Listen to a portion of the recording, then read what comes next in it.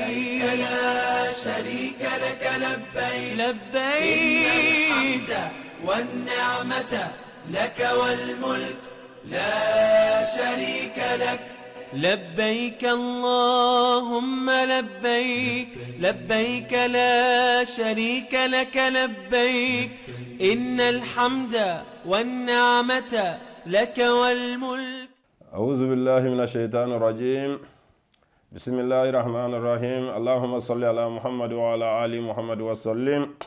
اللهم صل وسلم على سيدنا ونبينا وحبيبنا محمد صلى الله عليه وعلى آله وأصحابه وسلم تسليما. أمبالما سلاما لجلي كلا نيلا من كلا مبلا جلين فو كبلا جلين بركدا أنغا بلونغونا نوي Madarasatou wikalatu nurul huda noye nurul huda agency aka kalamlonye ambe bela jelen do kiramantu yala ka duwo ke ayo anga hiji de korole ni kura bela jelenye ya rabbi munun temena hiji ula ya rabbi ala kulu bato mine amina kura munun fene namino ngania sira amani na ala fe ala ko sedi ama ala ko kenya di ama ala ka sira ala ka nogoya bi jumaduya ina Nef TV jabaranin sanfɛ ni Allah subhanahu wa ta'ala sɔnna ama an émission ye ama continue ladilikan de do ka lase alsilamɛ bɛɛ lajɛlen ma silamɛ kan k'i ŋaniya jɛ silamɛ bɛɛ lajɛlen ye o kuma ma ŋaniya jɛ n'o ye agence Nurul Huda ye Mali silamɛ bɛɛ lajɛlen diɲɛ silamɛ bɛɛ lajɛlen ye mɔgɔ min n'i bɛna taa Maga i bɛna taa Nurul Huda fɛ o i tɛna taa Nurul Huda fɛ o kuma an ka ladilikan ye ana an ŋaniya a jɛlen do hijiden bɛɛ lajɛlen ya rabbi ala k'an ka bato minɛ ladilikan ninnu fana ala k'a mɛn ni tulo ala k'a di an ni silamɛ bɛɛ lajɛlen ma ka baara kɛ ni ladilikan ninnu fana ye an b'a ɲini Alahu subhanahu wa ta'ala fɛ ala k'o nɔgɔya an bɛɛ lajɛlen ye bi walanda a bɛna boli min kan al-ishtighalu bima yanfa'uhu min az-zikri wad-du'a'i wa qira'atul qur'ani والإراد أما يدره على الحاج أن يقتنم وقتا أنا بي ولاندا جمعة دوينا أبينا بولي مونيكا إنافو جمعة تمني أندا سيرا أما nga amina sigin kofe doni ka akili jingin doni ke islamawe anya nyini mami ni ba fe ka tamaga walma ni ba ikam mo bla ka tamaga iki jija aywa anga walanda temeni nuna anda sira ladilikan chama ma nga bi ladilikan mina buli muneka hijiden yere na taram maga akabara kan ake mune aslama nyingali obo oyrola amen nyingali tomi abi goshi oyrola ni hijiden taram maga akala baraj meneke aslama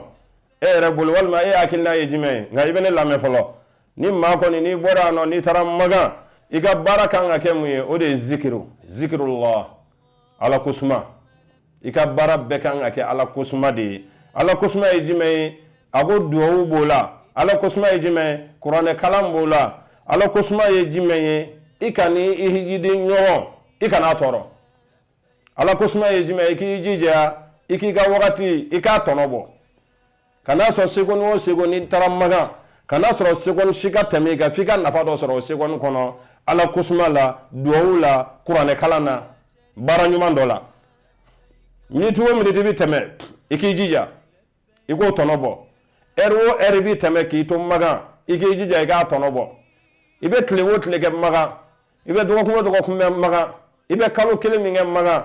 ani tle damadomi iki jija iga nafa sarola amma dam ne fen mena o ye qur'an kalay aslama ne be era nyininga na fara ge ga mo blaga ta maga ala te fatiha dondu ere ga jate mine o hiji be chogodi ere be sego hiji o kama abla kata maga bismillahir rahmanir rahim alhamdulillahi rabbil alamin arrahmanir rahim maliki yawmiddin iyyaka na'budu wa iyyaka nasta'in ihdinas siratal mustaqim siratal ladzina an'amta alaihim ghayril maghdubi alaihim waladdallin kama abla kata maga ate fatiha do e ka jate mine obi soro mu ne fe o defo ba nyere la kana iga mo sigilen do ko karsa ayo ila be nyi ga biye tiga iga papier ko bela jere nyena bora o kuma ga tali shini ya tonyo de aka na hiji ga surprise ni ma mi ta ma ga soro atike be al fatiha don de aka soro be al fatiha don o min ye kuranɛ yɛrɛ suran yɛrɛ a daminɛ kuranɛ aya 600 ani aya 600 ani aya 60 ani aya 6 o de bɛ kuranɛ kɔnɔ n'a fɔra ko hali aya 1 e bɛna taa maga k'e t'o dɔw la suran 100 ni suran 14 o de bɛ kuranɛ kɔnɔ n'a fɔra ko hiji den tɛ se ka hali suran 1 fɔ asilamɛ kuranɛ ye jizu 30 hijibu 60 k'a fɔ hali hijibu 1 walima jizu 1 e t'o dɔn kuranɛ la ne ye kabako de o de la an ye ni émission ye an ye ni kalanbulon ye an y'a dayɛlɛ yanni mɔgɔ ka taa magan i kan ka seli suran ɲini k'a dɔn yanni i ka taa magan fɔlɔ i kan ka seli suran ɲini k'a dɔn kuranɛ yɛrɛ kalanni ko tɛ fɔlɔ yɛrɛ i kan ka seli suran yɛrɛ ɲini k'a dɔn fɔlɔ wa hijiden bɛɛ a ɲininen don hijiden bɛɛ fɛ n'i bɛ taa magan i k'i jija i ka se ka kuranɛ kalan n'i ma se ka kuranɛ kalan i bɛ suran minnu dɔn o ye kuranɛ dɔ ye n'i taara i k'i jija olu kalannu na a ko kuranɛ fusamanciya min bɛ kuranɛ kalanni na i bɛ alakira sallallahu alaihi wasallama i b'a ka hadisa lamɛn a ko fadlu minha anna rasulallah sallallahu alaihi wasallama kala man qara'a harfan min kitabillahi falahu hasanatun wal hasanatu bi ashri amsalha لا أقول ألف لام ميم حرف ولكن ألف حرف واللام حرف وميم حرف ni ala kira ka kuma kan sallallahu alaihi wasallam fusamantiya min bɛ kuranɛ kalan na ala kira da sera ma a ko ni maa min ni ye harfu kelen kalan Allah subhanahu wa ta'ala ka kitabu in na a ko ɲuman kelen min sɛbɛn ye ɲuman kelen min sɛbɛn ye ala b'o double k'o kɛ ɲuman 10 ye ɲuman kelen min sɛbɛn ye ala b'o kɛ baraji 10 ye a ko ale Muhammadu t'a fɔ ko alif lam mim ko ye harfu kelen ye dɛ o ye harfu 3 de ye a ko alif o ye harfu kelen ye lam o fana ye harfu kelen ye mim o fana ye harfu kelen ye o kuma ni mɔgɔ min ko alif lam mim i bɛ ɲuman 3 sɔrɔ i bɛ baraji 30 sɔrɔ alif o ye ɲuman kelen lam o ye ɲuman kelen mim o ye ɲuman kelen o ɲuman kelen kelen bɛɛ lajɛlen o kelen bɛɛ bi sara ye baraji 10 o kuma 10 sigiyɔrɔma 3 o kuma o ye 30 ye i bɛ baraji 30 de sɔrɔ alif lam mim dɔrɔn na alisalamɛw wa fil hadis an ala kira hadisa la أقول يقال لصاحب القرآن اقرأ وارتقي ورتل كما كنت ترتل في الدنيا فإن منزلتك عند آخر آية تقرأها أنا لك حديث الله صلى الله عليه وسلم أقول كما جندو أقول بافو قرآن كلامنا إمي كي توجينا ديكم قرآن كلام ملكا بافي ما أقول كرسا أقول قرآن كلام إكا يلي إكا كلام تقول نيمانا kalancogo ɲuman min ni kuma kalan la k'i to diɲɛ na a ko i bi yɛlɛ sanfɛ i ka étage da min kɛ i mana aya laban min fɔ o kuma n'i ye aya 100 de kalan étage 100 n'i ye aya 1000 de kalan étage 1000 n'i ye aya 100 de kalan étage 100 asilama o de bɛ d'i ma o se bɛ Ala subhanahu wa ta'ala ye ala kira b'a fɔ an ye k'an ka kuranɛ kalan فإنه يأتي يوم القيامة شفيعا لأصحابه أكو قرآن بنا أكلم بغاو أبين لوبو أيها الجغمان أبين لو سندراليدو القيامة جوندو الله بافانيو قرآن كلم ونأكو إن الذين يتلون كتاب الله وأقاموا الصلاة وأنفقوا مما رزقناهم سرا وعلانية يرجون تجارة لن تبورا ليوفيهم أجورهم ويزيدهم من فضله إنه غفور شكور وقوله تعالى إنما المسلمين والمسلمات والمؤمنين والمؤمنات والقانتين والقانتات والصادقين والصادقات والصابرين والصابرات والخاشئين والخاشئات والمتصدقين والمتصدقات والصائمين والصائمات والحافظين فروجهم والحافظات والذاكرين الله كثيرا والذاكرات أعد الله لهم مغفرة وأجرا عظيما ni Allah subhanahu wa ta'ala ka kuma kan ako mo munun be Allah subhanahu wa ta'ala ka kitabu kala nu be seli ube nafakati bo no e saraka be ani jaga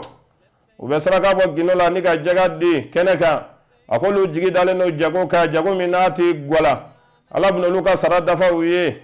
alkiyama jondo Allah ibn lu jidi akan nemala Allah de yafa masala de barkada masai o masakile ma fa giga do islame chema ana musulma ani mu'minin chema na musulma Allah batula chema na musulma saraka boba chema na musulma sabali baka chema ana musulma Allah nyesranya ba chema ana musulma ako sumba chema ana musulma chefola chema ana musulma mogamunu chemunu buka kulusi jalaw tangani musulmunu misuka tafe bulula chema na musulma ani ala kusmana chema na musulma ako Allah subhanahu wa ta'ala ya falla idu ta'awiye alkiyama jono ani saraminga bono ya aljinay assalamu ni Allah subhanahu wa ta'ala kuma kan Qur'an kalana uma ni ya baraje o amagandu ni taram maga ka Qur'an kalam maga hiji siraka o fene baraji ka bon magan Qur'an kalam fene baraji ka bon ka teme yoro tawtaka o kuma yinne no hiji diun fe no bita maga o ku jija aywa o ka dodo Qur'an la akan ni ma se ga dodo ala yere ibe suran kilengini munundo igi jija olula santri chaman da la nindo bi aywa Qur'an kalam yere kama igi jija alhamdulillah Allah subhanahu wa ta'ala ba fo anya ako walaqad yasarna alqur'ana lizikri fahal min mudakirin ako ali Allah subhanahu wa ta'ala Qur'an loya ni mami ma fe ka durusi ako yalma aywa Qur'an durusi la binwa ni ninda Qur'an ga isantan isan wulum la ira ko cha dem san usan wulum la be Qur'an durusi ali sambi wara ali sambi wulum la ni nyina Qur'an ga ala ko kale ba no ya rabbi ala ka no wayin aslama duwa fene hiji duwa wede hiji yara duwa bana pe rabbana atina fi dunya hasanatan wa fil akhirati hasanatan wa qina azaban nar nin duwa wi nin doni o kanga ke wajibi hiji dembe kan hiji dembe chani muso dem sanni ma korowa ma o mani bita maga ni balikudi ikangi hiji ya rabbana atina fi dunya hasanatan wa fil akhirati hasanatan wa akina azaban nar hijidin kanga jija kanin duwa kilin wani hijidin kanga nindo ako duwa na fami bala ala reba fami akwa ne ala wele ako maujabi uduni astajibu lakum ala bitlaga fami tuguni iza sa'alaka ibadi anni fa inni qaribun ujibu da'wata da'i iza da'ani falyastajibu li wal yu'minu bil alahum yarshudun ako muhammad ne ga jawni nyininga kuba fe gane ala wele ko yalma ko ngasuruwa afuye ko ne ga surula ako alebe wele baga ka wele li jabi ni yale wele chogo yi peron ya fi kono yi miru ale Allah subhanahu wa ta'ala ba bela jeli me ako an fene ga anjija sababu mi bato ala ba nga duwa jabi no ye anga ala kutaw ani tonyanu anga yoro je ka bolu fene la anga da Allah subhanahu wa ta'ala la no kala me kana sira soro anana la gra hadisa la ko du'a mukhul ibada ako du'a ya ala bato asema de du'a de fa iza faragta fansab wa ila rabbika faragab ala fa yakuni tlalasilla kana giringa wuli afa assalamu alaikum o ye etale ki sigi iki senget iga yere senget du'a la ka ala wele ki dama ka sha ala wala kira sallallahu alaihi wasallam fa yakun salasatu da'awatin mustajaba ako duwa sababe ala kira ko de ako ala ko kale bo duwa sabajabi la shaka fihinna ako mo gana siga wala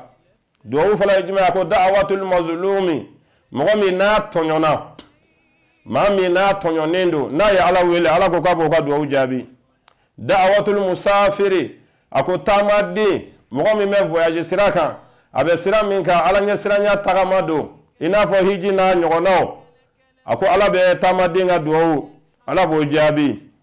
duwa sabana ako da'watul walidu ala waladihi ko Allah subhanahu wa ta'ala be masaka duwa abo fele jabi adinga masa mana duwa ka adinyi ala ko ka bo jabi ko man duwa sabai ala kira ko sallallahu alaihi wasallama ako ala ko ka ben duwa sabai jabi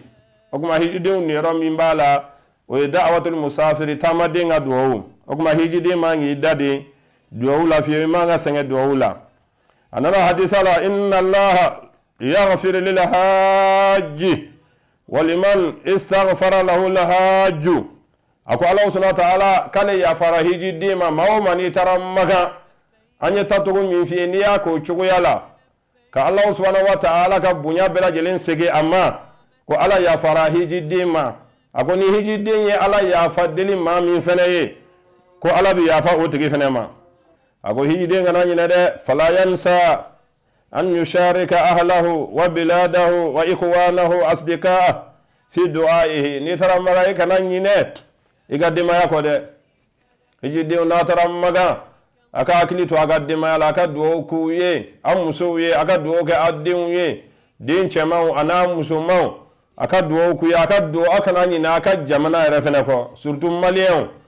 aw go jamana bella halamina ni sandama doina anyinne no malien hiji dim bela jelen fe ni tarammaga iga duwo ga mali ame duwo ga mali ya rabbi toro mi me jamana inka ala ka wuli gelami me jamana in kono ani be maliami mbe ani shia woluma kelemi nu ba fe ga do anga jamana kono ani janfa min sirle no jamana in ga ma ni Allah subhanahu wa ta'ala fe munun kera sababu ye ala ku yere jinga dinga kono ala ka mali se ga chuga ala ka ben sabati dunga fa ala ka sabati mali kono nyogo mina mbe mali kono sinanguya mbe mali kono kalmaya mbe mali kono aslamo balmaya ni sindiya min be ya rabbi ala ka bela jelin sabati igana nyine ga jamana ko ani balimo iga duwo ku ye munun kere fe munun maki fe duwo ku be duwo ke be ani tiru iga duwo ke nunun bela jilen igana nyine nun shi ko iga duwo la ina fa ala kira sallallahu alaihi wasallama liqawli nabi sallallahu alaihi wasallama fi rajulin wajadahu yaqulu fi tawafihi allahumma ighfir li fulana bun fulana falamma sami'a faqala man hadha qala rajulun hamalani أن أدعو له بين الركن والمقام فقال قد غفر الله لصاحبك إنا فانا نالك حديث لا كشن ما باي نينشي عليك هيجي أني عليك رجع هيجي بنا عليك رجع هيجي كسامنا أنا نينشي هيجي بنا كم منا كبو ركن اليمانينا أيوة كتا حجر الأسود لا كتا مقام إبراهيم لا شيء مكا دوك أبوك فوق على ya fa karsa ma bika karsa in fa ta to ma ko ya fa karsa ma mi karsa din ala kira yo memin ala kira ya nyininga ako yalma ebika ala ya fa deli e chen ye jon nedu chen ya ala kira jabi ako mi bon fasola kuma mina ako chen de ya nyinin fe kunin sira maga ko wado kaye baina rukn wal makam ka bo rukn yamanina kata makam ibrahim ala fakala ala kira ya jabi ako ika chen de ako ala ya farama ye duwawu min ke ala ya mine o kuma hijidin aka akilito aywa duwawu la aka akilito aka duwawu ke ɲɔgɔn ye n'a taara maga a kana ɲinɛ a somɔgɔw kɔ a kana ɲinɛ a ka jamana kɔ a balimaw a teriw a kana ɲinɛ o kɔ yɔrɔw yɛrɛ bɛ yen nɔ n'i sera yen n'i ka mɔgɔ yɛrɛ n'i y'a tɔgɔ wele yen nɔ ko ala ka hiji nɔgɔya ma sababu bɔ yɔrɔ o yɔrɔ ala b'a kɛ o kuma a b'a hakili to nin yɔrɔ ninnu na an b'a ɲini ala subhanahu wa ta'ala fɛ a silamɛw san bɛɛ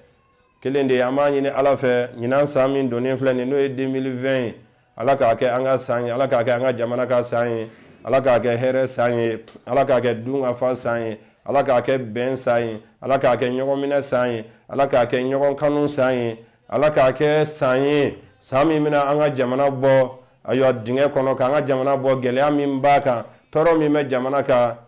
siya woloma kɛlɛ min b'an ka jamana kɔnɔ ani jihadi kɛlɛ min n'o b'an ka jamana kɔnɔ ya rabbi ala k'a ban pewu ala ka nin k'a bannen ye pewu ala ka nin k'a bannen ye pewu ala ka bɛn sabati ayiwa mali kɔnɔ ala ka sijani kɛnɛ ala k'o di ayiwa jamana den bɛɛ lajɛlen ma minnu b'a kɔnɔ ani minnu b'a kɔ kan asilamɛw ladilikan min bɛ alimami bolo ale bi ladilikan kelen de b'an bolo an bɛ silamɛw wele u kana joona minnu b'a fɛ ka taa imura yɛrɛ fɛnɛ la imura wagati bɛ ka surunya agence Nurul Huda a fɛnɛ bɛ imura a b'a organiser agence Nurul Huda bɛ imura fɛnɛ a b'a organiser ni mɔgɔ minnu b'a fɛ ka taa imura la u ka se an ka agence siège la carte Mali la an ka présidente bɛ n'o ye madame Gite Aja Salimata Jara u ka se a ma o kuma imura bɛ labɛn cogoya min na a n'a wariko bɛ cogoya min na a b'a ɲɛf'u ye u kana wari sara joona parce que imura fɛnɛ Allah subhanahu wa ta'ala la kira dasira ma ko ani hiji akwa be fante ani jurumu abako ka bo adama dina iba fo ni nege di numuma ya ben nege boni nege nyuma bo nyona chuga mina ni mo mun fene ni hiji chama ge hiji ja ika imura fene ke o fene baraji ka bon ko sebe o mo la dilika ne bambolo mun fene la beneno hiji ta kama kanu ka waru fene sarali damina juna angu ka papier ko sege sege ko ka papier la ben juna yani wakati era ka gun o la dilika ne bambolo ka daw ka islamam o tɛmɛnen kɔfɛ ali bi an bɛ min fɔ ayiwa silamɛw ye tariku la alikaba wagati dɔ tɛmɛna alikaba a kun tɛ se k'a lajɛ yɛrɛ wagati dɔ tɛmɛna alikaba kun tɛ se k'a lajɛ parce que o y'a sɔrɔ alikaba kɛra boliso de ye yani alakira kana sallallahu alaihi wasallam yani alakira ka ci alikaba min filɛ nin ye boli 300 ni boli 60 ani 5 o de tun bɛ alikaba kɔnɔ i n'a fɔ san ye tile 300 ni tile 60 ni 5 ye don o don kafiru u tun bɛ kabila dɔ ka boli sɔn nka alakira de nana alikaba saniya k'a bɔ o jo ninnu na k'a bɔ o boli jugu ninnu na k'a bɔ jo ninnu ni boli jugu ninnu na a y'a sɔrɔ a bɛ kafiru bolo alikaba bɛ kafiru bolo kelen don k'a k'u sago ye n'u bɛ tawafu yɛrɛ kɛ u bɛ fini de b'u la u lankolon k'a kɛ hiji yɛrɛ i b'a fɔ kulonkɛ k'a kɛ tɛgɛrɛfɔ ni file fiye dɔrɔn ye mais alakira sallallahu alaihi wasallam ale de nana alikaba bɔ ayiwa nina fatuhu Maka don ka alikaba saniya k'a jɛ ale bi alikaba b'o saniya de la a b'o jɛlenya de la ya rabbi ala k'o saniya n'o jɛlenya ala k'o sabati o tɛ wagati dɔ tɛmɛna nabila ye Nuhu a ka kurun tɛmɛtɔla a ma sɔn ka jɔ nabila Nuhu ka kurun ma sɔn ka jɔ parce que a y'a sɔrɔ ji ye diɲɛ bɛɛ minɛ kurun selen alikaba yɔrɔ la min kɛ i y'a faamu ayiwa kurun a ma sɔn ka alikaba munumunu alikaba kasira a ye ala wele a ko ala a ko i ka nabi ɲuman tɛmɛtɔ filɛ nin a ma sɔn ka ne fo a ma tawafu kɛ ala ko a ma a ko sabali a silamɛw nabila Sulemana fana n'a ka tapi tɛmɛtɔ la o fana ma jɔ a y'o fana kasi kɛ ala ko a ma ko n bɛ dugawu kɛ a ko nabi ɲuman laban min na n'o ye alakira Muhamadu ye a ko alikaba k'i bɛ n'i yɛrɛ ɲini jama la a silamɛw bi maga mɛ cogo di fu b'a fɛ ka dɔ bɔ jama la mais u k'a to ala t'a la dɛ ala t'i dɛsɛ foyi la anw adamadenw de bɛ dɛsɛ ala t'i dɛsɛ a man ka agence ɲɛmɔgɔ an b'o fo madame Gite Aja Salimata Jara ni dugawu k'a ye ayiwa an ka mɔlimatu madame Silla Aja Adama Tarawele an bɛ dugawu k'a ye an denkɛ Elhaji Sheikh Umar Gite di baro di be an b'a fɔ ka dugawu k'a ye an ka alimami kale alimam Muhammad Awfu Sila karamɔgɔ Muhammadu Diallo Muhammad Tarawele mukaddam ba karamɔgɔ Sila Seyida Samina Koyita an b'u bɛɛ lajɛlen fo k'u bɛɛ lajɛlen barikada Papa Konate n'o ye Lasana Konate sanfili la a n'a furumuso n'o ye Aja Fatumata Konate an b'u bɛɛ lajɛlen fo k'u bɛɛ lajɛlen barikada ka foli bila ka taa fo Sheku Lasana Kane Sheku Bashaga Dibo an b'u bɛɛ lajɛlen fo k'u barikada Sheikh Idris Konate an b'a fo Bamako an b'a fo Côte d'Ivoire ninnu bɛɛ la agence baarakɛlaw ye fo y'a fo Faransi Aja y'a fo fana Aja Base Kone an b'u bɛɛ lajɛlen fo k'u bɛɛ lajɛlen barikada ka dugawu k'u bɛɛ lajɛlen ye ala ka n'u dɛmɛ ala ka sankɔrɔta da n'u ma an n'a balimakɛ yɛrɛ min n'an bɛ émission kɛ ɲɔgɔn fɛ o ye imam Masire Baba Sila ale ye sanfili juma misiri o alimami do agence Nurul Huda o alimami fana do o gidi do ale de bɛ bila hijidenw ye san o san ka taa hiji baara kɛ an fana bɛ dugawu ɲini a fɛ a ka dugawu k'an ye sijan ani kɛnɛya ani labanko ɲuman ala k'a di an ma ni mɔgɔ minnu b'a fɛ k'an sɔrɔ téléphone na an ka téléphone numéro o ye 66 90 34 35 66 90 34 35 o ye Maltel ye Orange ye 76 21 92 91 76 21 92 91 an sigiyɔrɔ bɛnnen do ayiwa sanfili yɛrɛ ma ala ka hɛrɛ k'an ye ala ka sini kɛ n'an labanko ɲuman ala k'a d'a ma labbaik allahumma labbaik labbaik la sharika laka labbaik innal hamda wan ni'mata laka wal mulk la sharika lak la ilaha illallah وحده لا شريك له له الملك وله الحمد يحيي ويميت وهو على كل شيء قدير لا إله إلا الله وحده لا شريك له أنجز وعده ونصر عبده وهزم الأحزاب وحده إن الصفا والمروة من شعائر الله ومن حج البيت أو اعتمر فلا جناح عليه أن يتوفى بهما ومن تطوع خيرا فإن الله شاكر عليم سبحان ربك رب العزة عما يصفون وسلام على المرسلين والحمد لله رب العالمين. علىك جمع وريرانا علىك سانكورا هرداما. لبيك اللهم لبيك لبيك لا شريك لك لبيك إن الحمد والنعمة لك والملك لا شريك له. لبيك اللهم لبيك لبيك لا شريك لك لبيك.